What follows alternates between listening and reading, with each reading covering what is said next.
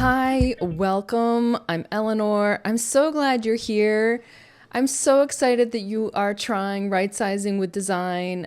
I truly believe that having a systematic approach like the design process will give you the guidance and the support and the nourishment you need for a transition in your life that is not easy. Life transitions, whether you're an empty nester, whether you're retiring, whether you're downsizing, all of this is, a lot when it comes to dealing with the home. The home itself is a kind of metaphor. We have a lot of emotional attachments to home. So having an approach that gives you a little objectivity without removing you from it, without removing the emotion, will really make a difference. It will help. And the way it helps is by giving you an armature, by giving you something to work with. I love structure, and this is why I love design. Even though I love structure, there's still a lot of room for creativity, for saying, okay, to heck with those rules. I'm going to do it this way instead. But it was because of that form, that armature, that I was able to up with creative solutions. So I really believe in this interflow between the two. And designing a home is also very much like this. There's the parts where we want to make it beautiful, beautiful to us and unique, and that speaks to our own taste. And for some people, that's a very natural, intuitive process. For others, it's really not. So we have the steps too, the designing of the space that requires us to measure it, to consider where the natural light comes from, to learn a little bit about color and materials, and to take stock of what we have. Sometimes the very practical steps of the design process of measuring and drawing schematics will give us new eyes, a new way of looking at the beautiful things that we already own in our home. So I'm just going to give you a little overview of what's to come. In the beginning, it's a little top heavy. I'm not going to lie.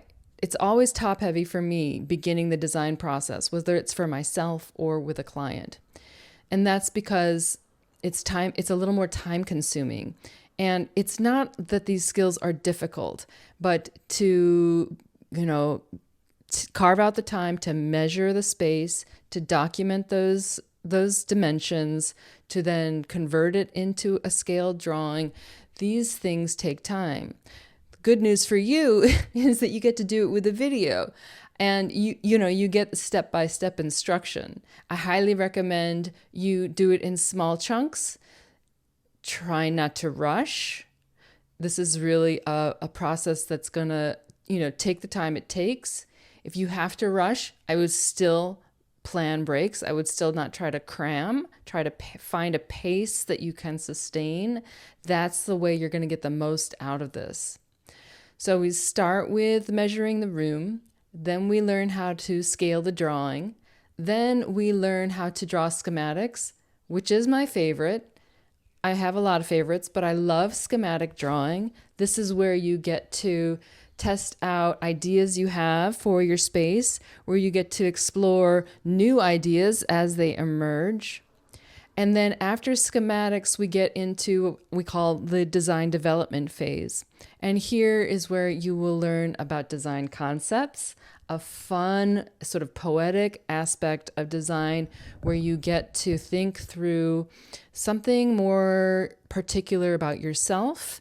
Maybe coming up with a design concept can actually also help you with your color selection, with the choices that you make in terms of what you're going to keep or what you're going to replace, and just how you develop your own sense of style. And then we get into color, also one of my favorite things in the world, color theory. I've got a wonderful slideshow that I will show you for that. And if you've ever seen my color presentation before, you'll get to see a whole bunch of new images. So this slideshow is also a great place to get inspiration and think about color in a new way.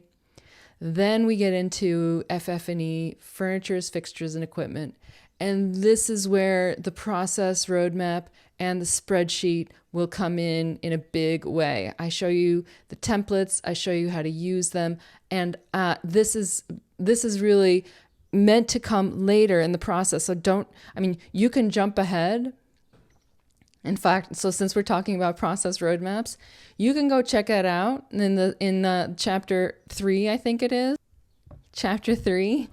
You can go check those things out. Don't skip though.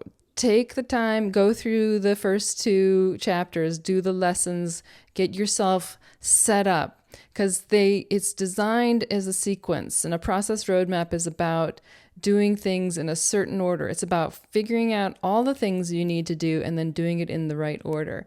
And the design process is very much that way too.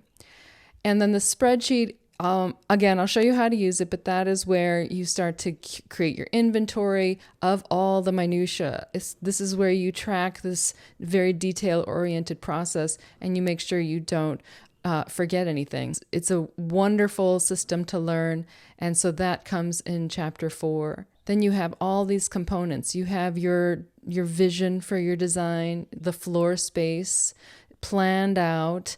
Having already done several iterations, you have a pretty clear idea of what's going to work and how it's going to work for you, how you want it to work. And then the design development, where you get to find your colorway, find the items, the objects, the art, the materials, the belongings that are going to stay with you. And in that process, you also get to be supported in the process of distribution and disbursement and donation, which we will continue to talk about as the program goes forward. Oh, before I forget, you're going to need some supplies. And the last thing I want to do is add to your belongings in your home. I don't want to give you extra stuff, but you will need pencil, you will need graph paper, and you will need a measuring tape. And it's helpful to have some other things too. And I put it all on a list, and you'll find that under supplies list below. And if you need help finding a place to buy those things, I added some places to shop in the additional resources section. Keep an eye on additional resources sections as you go throughout. A lot is listed under there. One other thing I want to mention is that I keep track of my clients and my participants from workshops through my Substack newsletter. So if you are not a subscriber, I highly recommend you become one. It's Refuge Design Workshop at Substack.